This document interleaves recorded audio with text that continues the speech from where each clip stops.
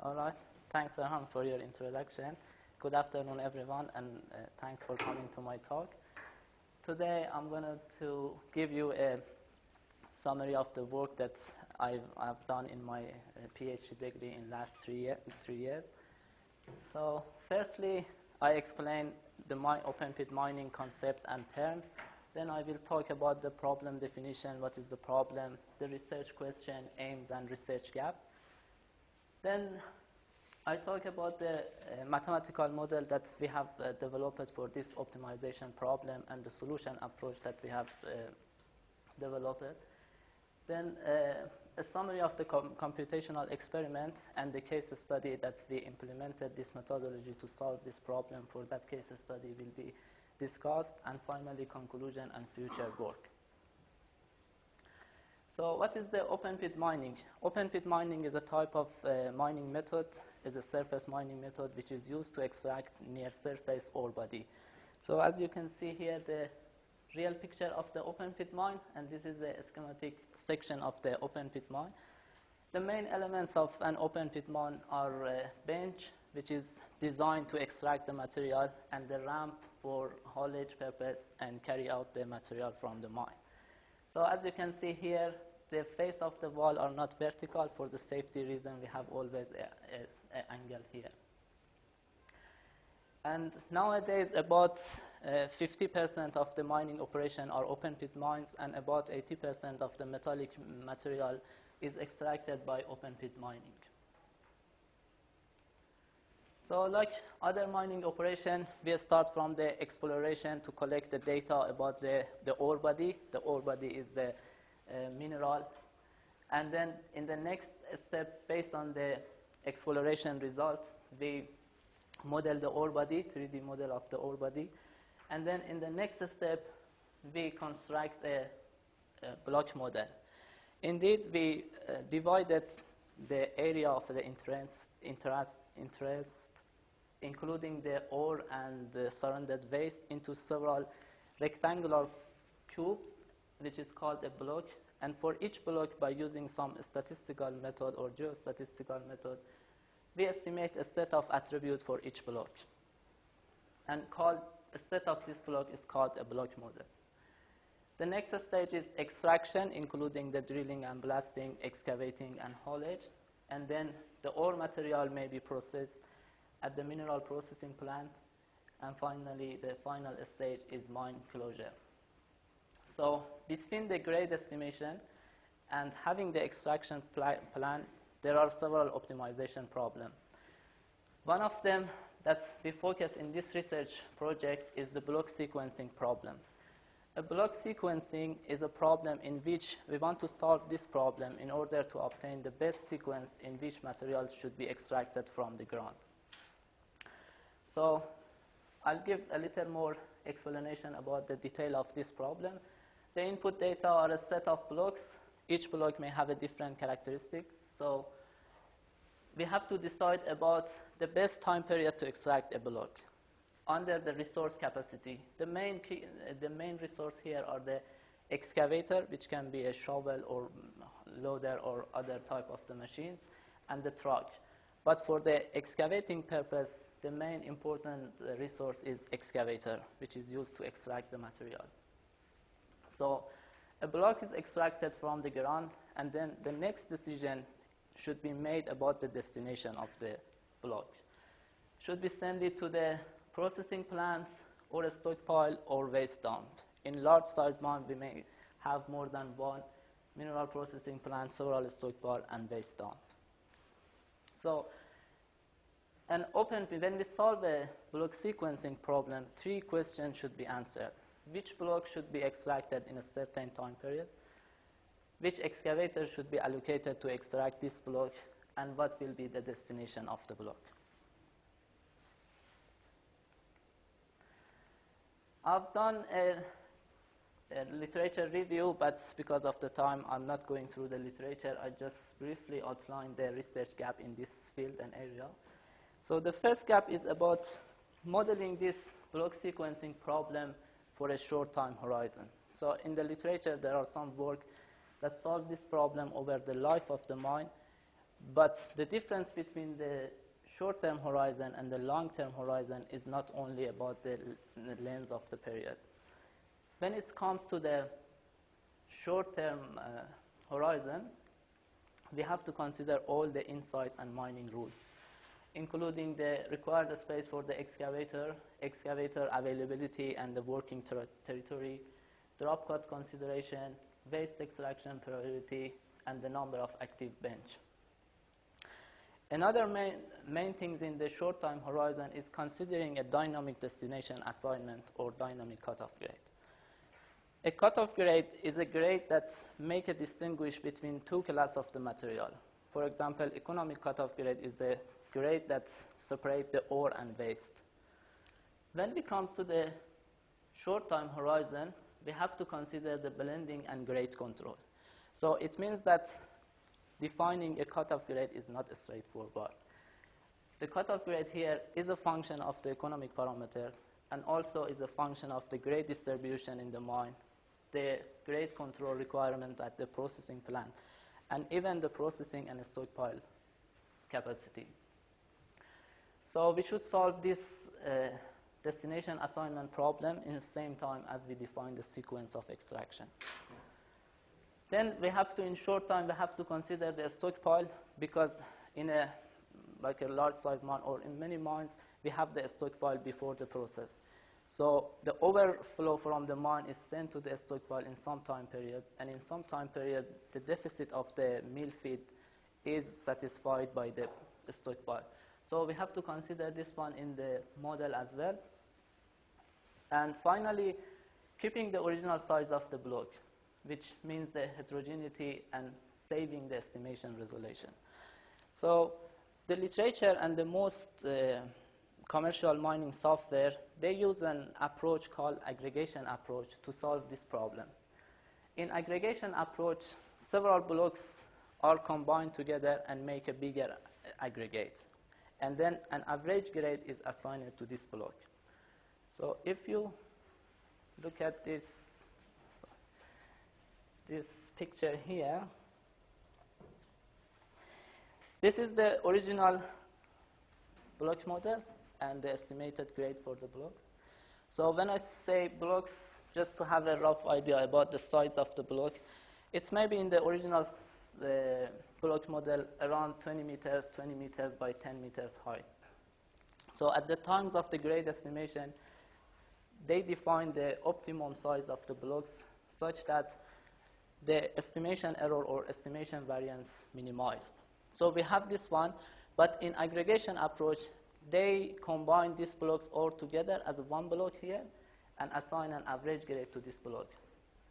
And I have to mention this assumption that in optimization in open pit mine, we assume that an average grade is assigned to a block, and this grade is homogeneously distributed with this block, within the block. So it means that if this block is 50% iron, all part of the blocks has a 50% iron. That's why when we do the aggregation, actually we cannot use the grade resolution here. So as a result, when we solve this problem by aggregation method and then decompositing the solution to the original size, the obtained solution may not be feasible. That's why we want to keep the original size of the blocks in this model. The next part of the research gap is about the solution approach. So this is a large size optimization problem. We need to develop some efficient heuristic method to solve the problem. So main part, the contribution of this work is to develop the model and solving this large size optimization problem.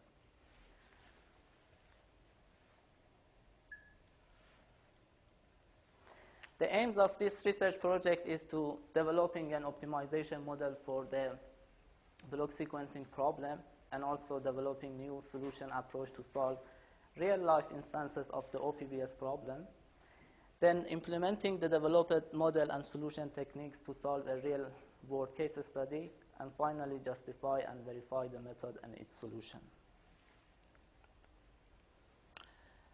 We have defined several research questions in this project and answer them, which are, do we really need a new mathematical model for this problem? And if yes, what are the benefits and limitations of the model? Do we need a new solution approach? And what about the benefit, limitation, the quality of obtained solution by the new solution techniques, the relation between optimality and the computational time, and the main important, what are the benefits of this methodology, this model and solution techniques for the mining engineer or mine manager. And a mixed integer programming model has been developed for this problem. The decision variable are ximdt and yift as a binary decision variable, and zspt as a continuous decision variable. Ximdt is equal to 1 if block I is extracted by machine M in time t and the destination is B. And the zspt is a continuous amount of material that is rehandled from the stockpile in time t and sent to the processing S. The yift is a variable, but does not that much affect the objective function. We use the decision variable in order to handle the if-then precedence relationship that I will explain in the constraint part. The objective function is to minimize the stockpiling cost, including the rehandling and holding cost, the misclassification cost. It means that because the cutoff grade is dynamic, if we send the ore block to the waste dump, or we send a waste block to the processing plant, we lose the money, and that's the misclassification cost. And finally, drop cut cost, which is the last term of the objective function. The drop cut is a condition in which we extract the block from top, or in other words, we extract the block when other adjacent blocks have not been extracted yet. So contrary to the drop cut, we have a side cut, which is preferred by the mining guys to be done to perform the side cut. As you can see here in the real life, in a side cut extraction, the shovel can locate it close to the block, and it's enough space for the machine and the truck, and it's much easier for the blasting and getting the good fragmentation result, haulage, loading, and excavating. But when it comes to the drop cut, there is a difficulty because we have to use the special machine like backhoe here, and then it's not the blasting, drilling and blasting is much difficult than the side cut. But because when we are going to open a new bench, we need to have a drop cut. We have to keep this one in the model, but we put a cost element in the objective function in order to minimize the number of drop cuts as much as possible. We have several constraints related to this problem. The first one is precedence relationship. The first category of the precedence relationship is the top-down relationship, in which if we are going to extract a block in the lower bench, we have to extract some blocks in the upper bench. For example, block number 11 should be extracted after finishing blocks 1, 2, and 3. So this pattern is defined in advance by considering the slope patterns and the machine size and the equipment. The next type of the precedence relationship is about the in-bench precedence relationship. We use the in-bench precedence relationship in order to satisfy the required space for the excavator. So when we are in one bench, the excavator and the block size are small, maybe just 10 meters by 10 meters. So we need to prepare a space for extracting a certain block. For this example, block 7, if we want to extract it from this side, we have to extract block number 4, 3, and 2 before. But the difficulty about the precedence, in-bench precedence relationship is that we can extract a block in a real-life mine from any of 4 sides. We can extract block number 7 from the right side, or top from top, or left, or maybe south side. And even we can extract this block as a drop cut. So this constraint is a typical constraint in which we are going to select one direction out of 5 possible directions. And if we selected to be extracted from the right side, we have to extract several blocks. That's why we consider this if-then precedence relationship. If we are going to extract this block, then we have to do this one. So that's the most difficult constraint in this problem. As you can see here, you can see a real example of this in-bench precedence relationship. Here is the working area, and then you can see that the shovel is extract this virtual block from this side. But when you come in the same bench to this block, we can extract it from other side. So we have to consider this kind of mining rules in the very short time horizon.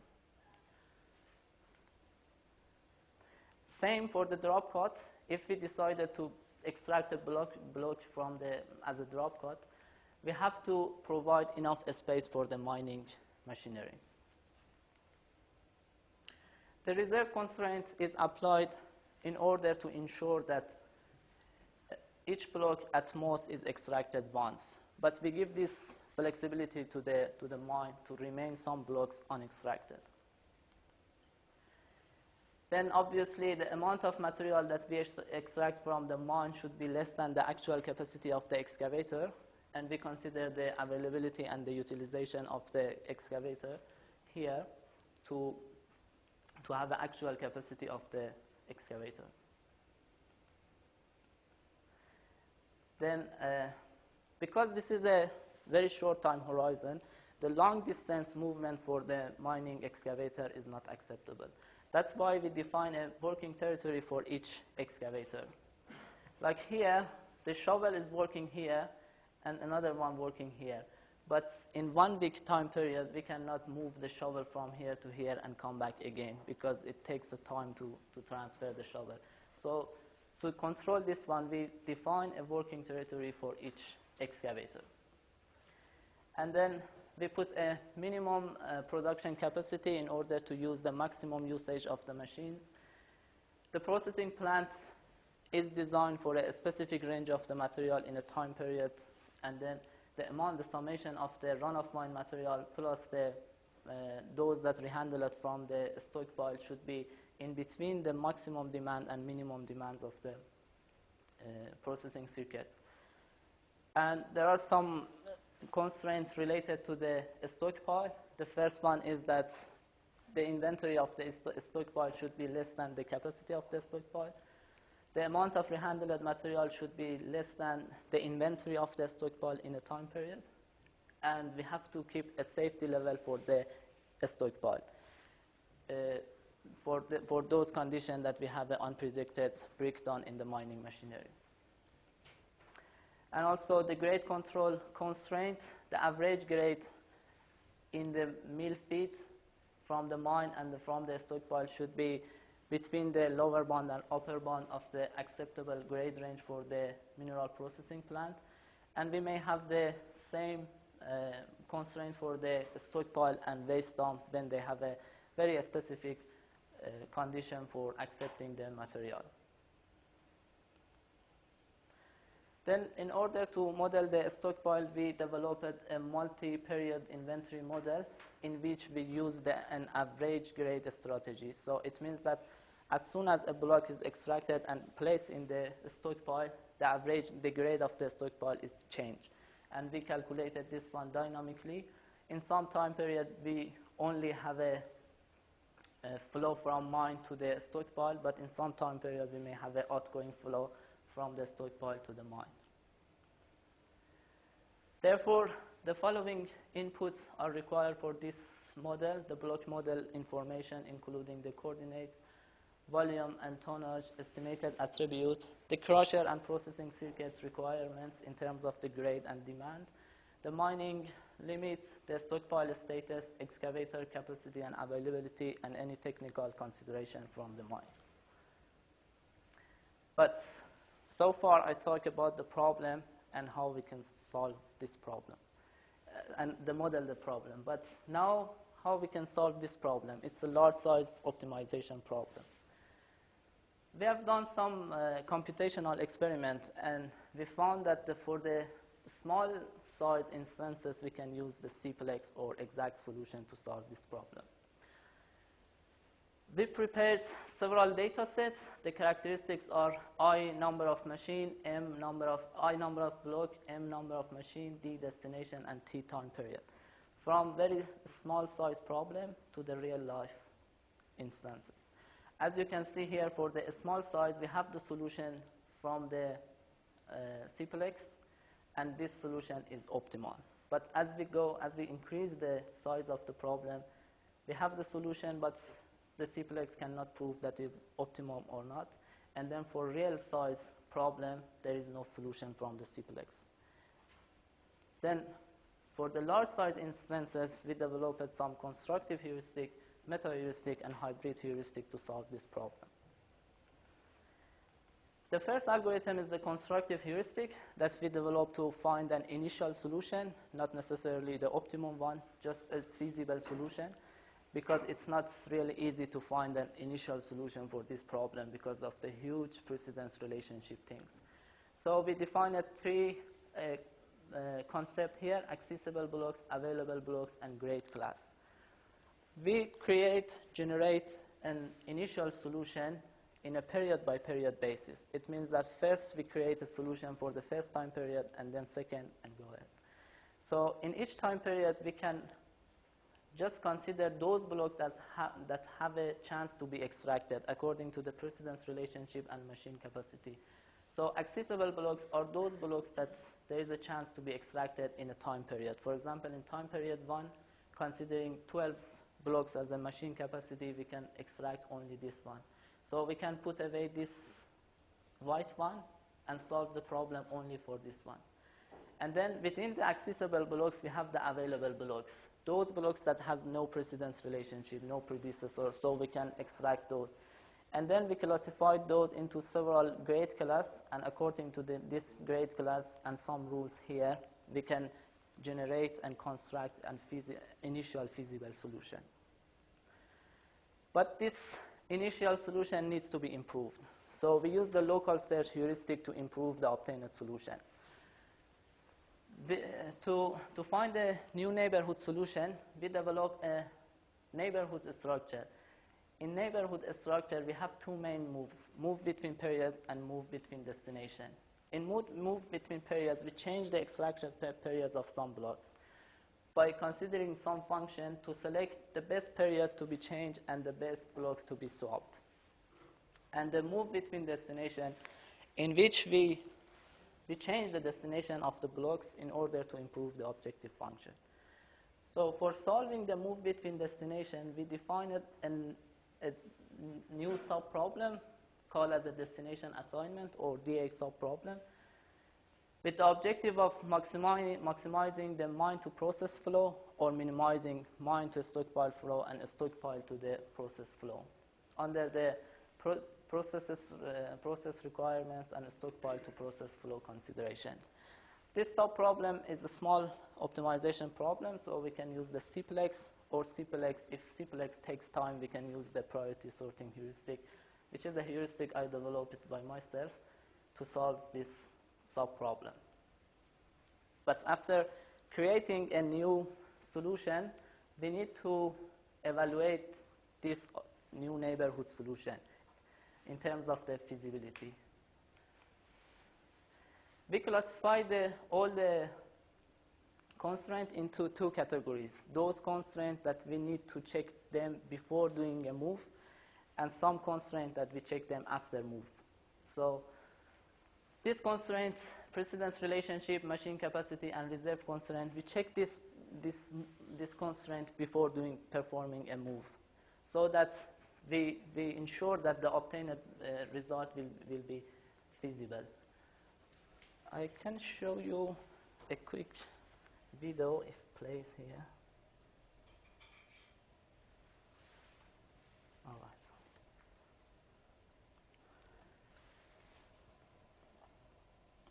So in this movie, you can see the move between periods. There is 2 time periods. This block, the dark blue, are extracted in first time period, and the light one extracted in second time period. And there is a precedence relationship such that these blocks should be extracted first and then those blocks. So when we decide to move to change an extraction period of a block, as you can see, several blocks simultaneously send to the second time period. And it's because of the precedence relationship. It means that we cannot extract this block here in second time period, and these are here in the first time period. We have to extract all of them in the second time period. That's why we consider the precedence relationship when we are deciding about the move. And same for the machine capacity. As you can see, we send several blocks to the second time period, and concurrently we send some blocks from the second time period to the first time period in order to have the machine capacity satisfied. Then the next category of the constraint are those that I checked after performing a move by this function that I've developed for those. So until here, we have a solution. It's not completely feasible, but I call them as a partial neighborhood solution. Until here, we are sure that the solution is feasible in terms of the physical constraint. But when we check this one, if all these constraints satisfy as well, so it would be a new neighborhood solution for this problem. Then, as you know, the local search heuristic may trap in the local optimum. That's why we use the meta-heuristic approach to improve the solution and avoid trapping in the local optimum. The first meta-heuristic is simulated annealing, in which the simulated annealing is inspired by the process of the cooling methods. And then an initial solution is constructed by constructive heuristic. And then a new neighborhood solution is created here by the neighborhood structure. We check here the objective function. If the objective improves, we accept this solution. Otherwise, we check the simulated annealing parameter, the temperature of the system, and the energy of the system. Can we accept this solution or reject? So the main feature of the essay is to accept non-improving moves and solutions, but according to the specific probability. The second meta-heuristic is tabu search, in which we use the memory structure to keep the record the visited solution. We have defined several memories for the tabu search that we adopted for the open pit block sequencing problem. And at each iteration, we check that this solution was visited before or not.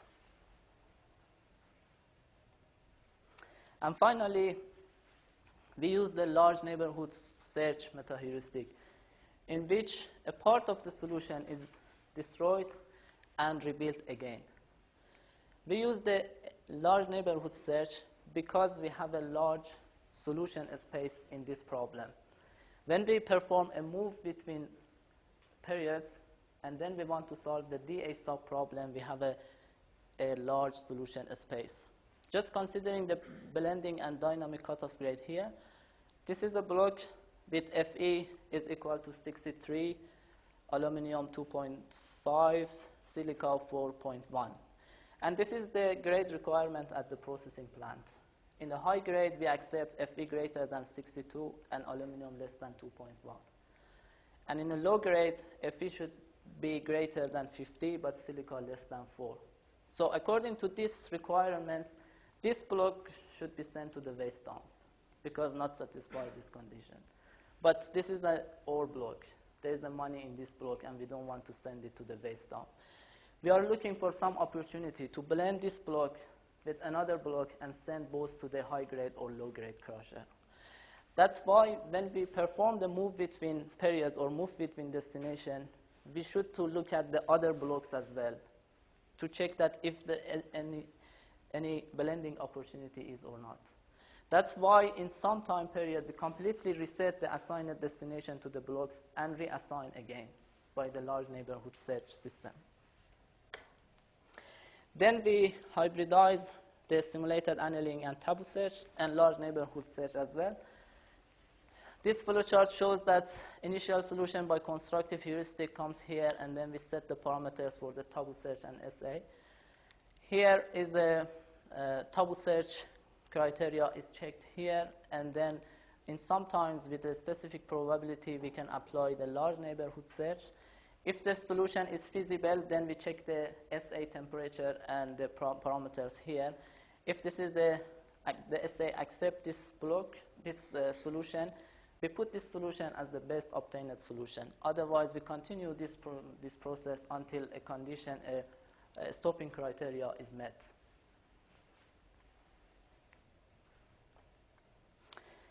So we have done some computational experiments to see that the performance of the simulated annealing, tabu search, and other meta-heuristic. As you can see here, there are 24 instances, which we solve some of them by the CPLEX. We have the solution from the CPLEX, and then we solve with the simulated annealing and hybrid simulated annealing and large neighborhood search. So you can see better in this graphical view. We compare the obtained solution in terms of the deviation. The deviation is the percentage of the difference between the obtained solution by CPLEX and the obtained solution by the SA or SA-LNS. This negative deviation shows that this SA or SA-LNS performs better than CPLEX, obtain a better solution than CPLEX. And here, as you can see, the red bars are the hybrid SA and LNS, and you can see that when we apply the large neighborhood search within the simulated annealing, we can improve the quality of the solution. We have done the same comparison for the tabu search, and we compare those. Again, this is similar, that when we apply the large neighborhood search within the tabu search, we can get the better solution. But the tabu search by itself, in some instances, obtained a good solution, but in some instances, there is no good solution from the tabu search. But still, for the large size problem that CPLEX cannot obtain the solution, this developed solution can obtain the solution. Then we hybridize the simulated annealing and tabu search, as I mentioned, because large neighborhood search, integrating the large neighborhood search can improve the quality of the solution. When I say simulated annealing or tabu search, it means that the LNS is in it as well. So we solve the 24 instances by using the simulated annealing, tabu search, and hybrid simulated annealing, tabu search. And we compare the solution. So in terms of the solution times, the tabu search is the fastest method. So it takes less time than simulated annealing and hybrid simulated and tabu search. But still, it may be case dependent. As you can see here, this case here, 100 block 262, the tabu search takes more time than the SA and TS. It's because we don't have any control on the input data. A mine could have any shape or grade distribution. So sometimes the feature of the SA is better than the TS to solve the problem. But in terms of the obtained objective value, you can see that the hybrid SA and TS and also SA can obtain the better solution than TS, tabu search, especially for the large size instances here. For the small to medium, almost all of them are similar solution. And the final criteria is coefficient of the variation. So because still there are some stochastic random selecting blocks in the neighborhood structure, when we solve an instance and get the solution and again solve this problem, we may obtain a different solution. We run each instance for several times and calculate the standard deviation and CV by different algorithm. And as you can see, the SATS, the hybrid one, obtained a better solution. It performs better in terms of the CV. So in general, we can say when we hybrid the SA and TS, we can use the both feature of the simulated annealing and tabu search. In simulated annealing, we accept some non-improving moves and solution, and then we can obtain the better solution behind that solution. And tabu search help us to avoid cycling and visiting solution again and again. We implemented this methodology to solve a real-life case study, which is an iron ore mine located in the Western Australia. This is a satellite image. I've got it from the Google Earth. This is the main pit, and there are some other pits here. And the processing plant crusher. There are two crusher here used to crushing the material, and the waste dump are here. Then the ore material flow is here. As I mentioned, the crusher 3 is a crusher and then processing plant to process the low-grade material. Crusher 2 is only a crusher to crushing the high-grade material. And this mobile crusher doesn't work nowadays, so it's not in this project anymore. And then the product of the crusher 3 and crusher 2 blended here and then sent to the stockpile and then to the train loads. This is a three-dimensional plot of the block model. As you can see, lots of blocks have been extracted here before, and there are still lots of blocks here to be extracted in future years. And the color represent the pushbacks. Pushback is a part of mine designed in a long-term planning in order to get the maximum profit from the mine. So it's only a part of the mine. As you can see here, around 14 pushback in this mine, and it's a large size mine.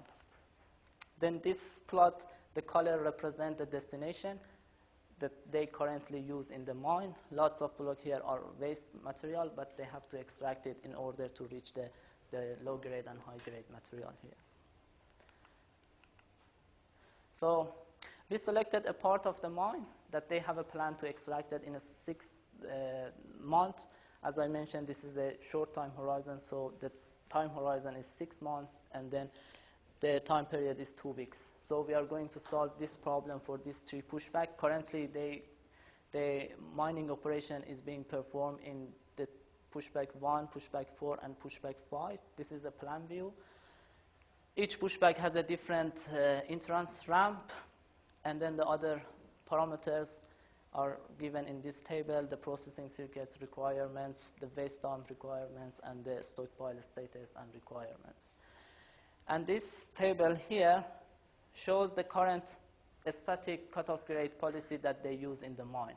So they send, if a block is greater than 62 and the aluminum less than 2.5, they send it to the crusher 2, high grade crusher.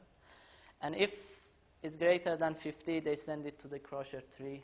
And there is a specific constraint for the amount of the sulfur here. If it's greater than 0.2, they send it to the pyritic waste.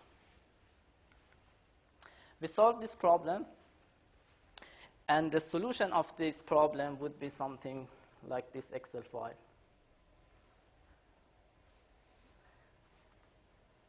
Yeah. For each block, we determine which machine, destination, and time periods. And still some of the blocks are remain unextracted here.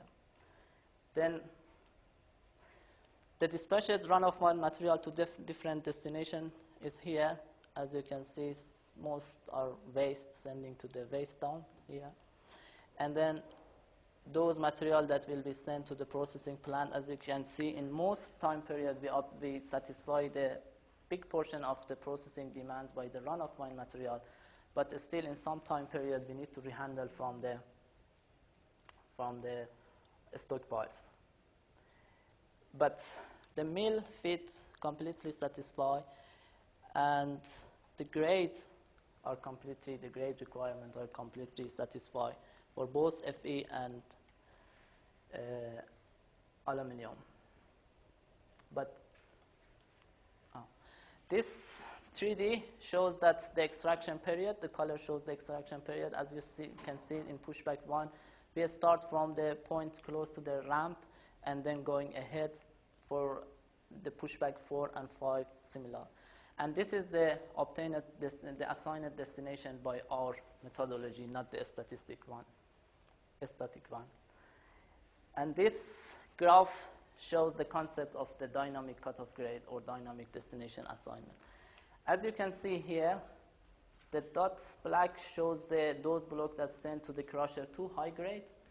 As you can see, some of the blocks that they have a grade less than 62 is sent to the crusher 2, while in the current method they send all this one to the crusher 3, and for the aluminum. This is because the crusher 2 is cheaper than crusher 3. So if we allow the model to use the dynamic destination assignment, we can send more material to the cheaper crusher, and it means that they can maximize the profit obtained from this one. Another main point of this result is that the stripping ratio, which is a ratio between the amount of the waste and amount of the material extracted in a time period, is not constant. So the mine engineer does not need to determine this stripping ratio in advance. According to the condition of the mine, in some time period we may extract a huge amount of the waste, while in some time period it's like the ratio is 2 or 3. In conclusion, I've developed a new mathematical optimization model for the open pit block sequencing problem, which is a real-life problem. This model simultaneously considers the dynamic destination assignment, considering pre-process stockpile, mining rules, and keeping the original size of the block. And several efficient heuristics, including the constructive heuristic, neighborhood search, simulated annealing, tabu search, and large neighborhood search, and the hybrid one are developed for this problem, solving this problem, which the computational experiment shows that the good initial solution can be obtained by the constructive heuristic. Tabu search is faster, but the solution by the hybrid one is better than the tabu search. And then the performance of SA and TS may be case dependent, while when we hybrid to SA and TS, we can remove this case dependency. And the standard deviation of the hybrid is better than the SA and TS. We apply this methodology to solve a real-life case study, so it means that this is applicable in a real-life problem. And the result shows that we can minimize the rehandling and holding cost. We can apply all mining rules and obtain the practical solution for the mining companies, and then the destination are assigned to the block. The best destination are assigned. I have some suggestions for the future works, which are developing a multi-criteria objective version of this model. We can put the grade deviation and tonnage deviation in the objective function and solve it as a multi-criteria objective function. Then developing an interactive framework for the excavator scheduling model and this current model. Developing an interactive framework for the medium-term plan and this block sequencing model. Constructing some stockpile and waste dump construction models, and finally adopt this methodology for the underground mining optimization. At the end, I would like to acknowledge the CRCO, Cooperative Research Center for Optimization Resource Extraction, Queensland University of Technology, and BHP Billiton for their support and help. And